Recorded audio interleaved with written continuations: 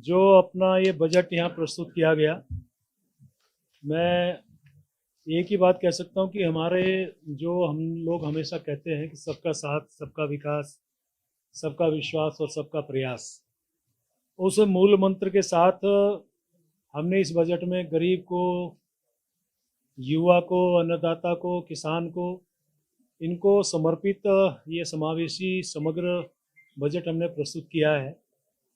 और आप जानेंगे कि हमारी सरकार ने इसमें गरीब कल्याण के लिए लगभग 5658 करोड़ का प्रावधान किया है, जिसमें गरीबों के आवास के लिए 93 करोड़, खाद्यान्न आपूर्ति के लिए 600 करोड़ और इसी प्रकार से जो निःशुल्क गैस रिफिल है 55 करोड़ का, उसमें उनको प्रावधान किया है।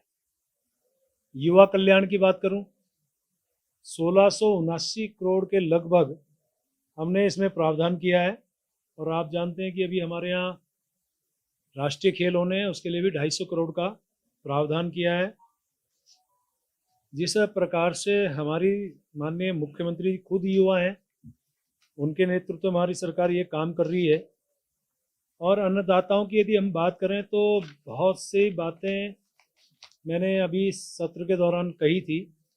मैं ये भी कह सकता हूँ कि इसमें हमने 2415 करोड़ का लगभग प्रावधान किया है। अब जैसे मिलेट्स की बात कर रहे हैं तो हमारे यहाँ तो बहुत सारा पहाड़ी जो उत्पाद है वो मिलेट्स के रूप में इस्तेमाल हो रहा है। बहुत सारी चीज़ें ऐसी हैं कि जो पहले कहा जाता था ये गरीब का खाना है, आज वो 5 स्टार होटल में वो प्रेफर किया जा रहा है। तो ये सरकार की नीतियों का ही परिणाम है।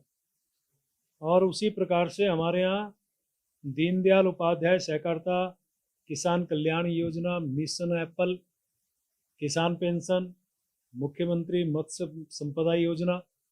अब आप ये ट्राउट का उत्पादन इस बीच में कितना बढ़ा है, ये आप सब देख ही रहे हैं। नारी शक्ति की यदि हम बात करें तो इसमें पूरा यदि मैं बात करूं लगभग 14,538 करोड़ रुपए का इसमें प्रोविज़न किया गया। और इसमें चाहे नंदा गौरा हो, और नंदा गौरा का आप देखिए कब से वो जो पेंडिंग हमारे योजनाओं का लोगों को लाभ नहीं मिल रहा था, लाभार्थियों को, वो भी इसमें जुड़ रहा है। मुख्यमंत्री महालक्ष्मी योजना है, मुख्यमंत्री वात्सल्य योजना है, गाय गंगा गाय महिला डेयरी विकास योजना है। यानी कि इस प्रकार से मैं संक्षेप में आपको ये विषय रख रहा हूँ।